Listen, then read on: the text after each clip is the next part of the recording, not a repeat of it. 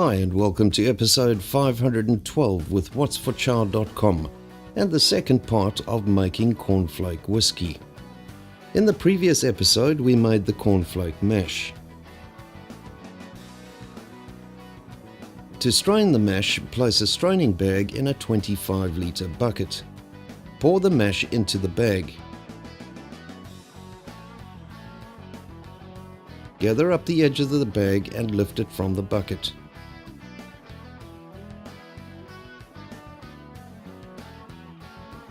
Twist the bag to squeeze out as much liquid as possible. Pour in part A of the still spirits Turbo Clear and stir this in thoroughly.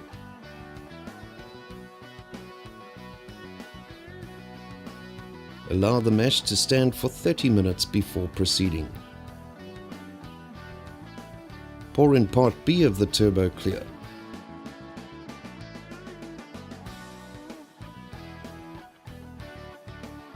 Use your stirrer to top stir the liquid. All you want to do is spread part B across the surface of the liquid. Put the lid on the bucket and allow this to stand for 24 hours to clear. The following day, rack the mash off and pour it into the distiller. Lock the distiller lid and attach the cooling pipes and distillate pipe. Drop the probe thermometer into the thermometer receiver. Turn on the power to the still. As the head temperature reaches 42 degrees, the first drips will start coming from the still. Collect the first 100 ml as the foreshots. This consists mainly of acetone and methanol and is discarded. As the head temperature reaches 60 degrees, the flow will increase. Collect this in 100 milliliter batches. Measure each batch with your alkameter. When the ABV reading drops below 80%, this marks the end of the heads. Keep all of these batches separate for blending later. Continue collecting batches of 100 milliliters.